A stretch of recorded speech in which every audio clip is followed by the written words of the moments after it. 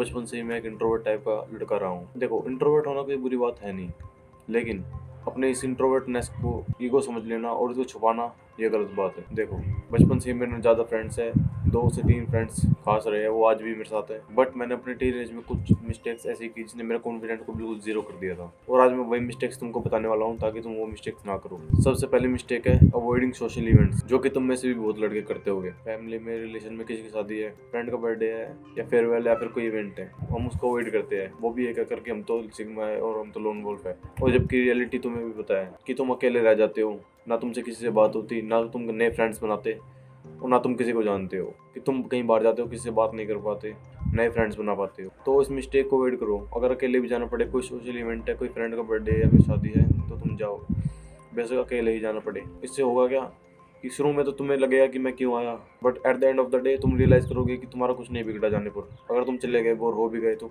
तुम्हारा कुछ नहीं बिगड़ा। और चांसेस क्या है कि तुम्हें कुछ नया जानने को मिले, तुम्हारा कोई नया फ्रेंड बन जाए। लेकिन अगर तुम घर पर ही रहोगे, नया फ्रेंड बनने के या फिर कुछ नया सीखने के 0 चांसेस है। तो जितना हो सके बाहर निकलो, इवेंट्स को अटेंड तो जितना हो सके बाहर निकलो और फंक्शंस को अटेंड करो। एंड जो सेकंड मिस्टेक है वो है डिपेंडिंग ऑन अदर्स। तुम मोस्टली दूसरों के डिसीजंस पर डिपेंड रहते हो, दूसरों के ओपिनियंस पर डिपेंड रहते हो। अगर तुम्हारा फ्रेंड सर्कल है या फिर तुम किसी ग्रुप में हो, तुम्हारे सभी फ्रेंड कोई प्लान बनाते हैं, कहीं घूमने जाने का प्लान हो गया, कहीं जाने का, और तुम कभी भी वो फर्स्ट स्टेप नहीं लेते। तुम सोचते हो मेरे को क्या जरूरत है, जब ये कर रहे हैं या फिर ये डिसीजन बना रहे हैं, डिसीजन ले रहे हैं या फिर कहीं जाना है तो ये प्लान कर रहे हैं। लेकिन ये तुम्हारे कॉन्फिडेंट को डिस्ट्रॉय करता है अंदर ही अंदर से। जो भी तुम्हारा फ्रेंड ग्रुप है, तुम किसी के साथ घूमते हो, कोई ऐसा तो होगा तुम जिसके साथ जाते हो, या फिर 1-2 फ्रेंड तो तुम्हारे होंगे ही। ऐसा नहीं है कि कोई फ्रेंड है ही नहीं। तुम्हें करना क्या है कि एक दिन डिसाइड करना है। मान लो संडे होगा, संडे को तुम सब फ्रेंड फ्री हो या फिर कोई भी, तुम्हें कहीं बाहर तुम्हें प्लान करना है कि चलो कहीं घूमने चलते हैं।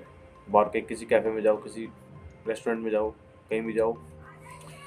तुम्हें उन्हें अप्रोच करना है कि चलो घूमने चलते हैं। होगा क्या, मोस्ट चांस है कि वो हाँ ही करेंगे। अगर ना भी कर दी तो कोई बात नहीं, टाइम नहीं है तो कभी अगर नेक्स्ट संडे का प्लान बनाओ, लेकिन तुम्हें अप्रोच करना है, तुम्हें करके देखना है कि कैसा रिस्पॉन्स मिलता है। और थर्ड हैबिट जो है वो है अवॉइडिंग कन्वर्सेशन। मैं क्या करता था, जैसे किसी ने कुछ सवाल पूछ लिया या फिर कुछ पूछ लिया, जैसे किसी ने कुछ पूछा या फिर मेरे बारे में कुछ पूछा, तो मैं हाँ या ना में जवाब देना। अगर तुम बार बार हाँ या ना में जवाब दे रहे हो तो इसे सामने वाले को लगता है कि इससे तो बात करने में उसे इंटरेस्ट है ही नहीं। एग्जाम्पल दे रहा हूँ, मान लो किसी ने मुझसे पूछा कि जिम जाना स्टार्ट कर देना, तो इसका जवाब हम 2 तरीके से दे सकते हैं। आप कह सकते हो कि हाँ यार, मैंने अपनी बॉडी पर ध्यान देना कम कर रखा था, बट नाउ आई रियलाइज कि मुझे जिम जाना चाहिए। मतलब मेरा कहने का मतलब है जितना हो सके उतने कन्वर्सेशन को एक्सटेंड करने की कोशिश करो। तुम उसमें से बात निकालो, मतलब ट्राई करो कि होल्ड करने की कन्वर्सेशन।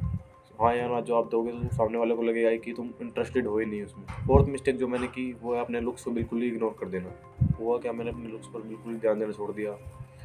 डार्क सर्कल्स पड़ने लगे, बालों की क्वालिटी बहुत बेकार हो गई थी, स्किन की क्वालिटी बहुत बेकार हो गई थी, एंड बॉडी भी काफ़ी वीक हो गई थी, और पोस्चर भी मेरा काफ़ी बिगड़ गया था। Your looks is directly proportional to your confident.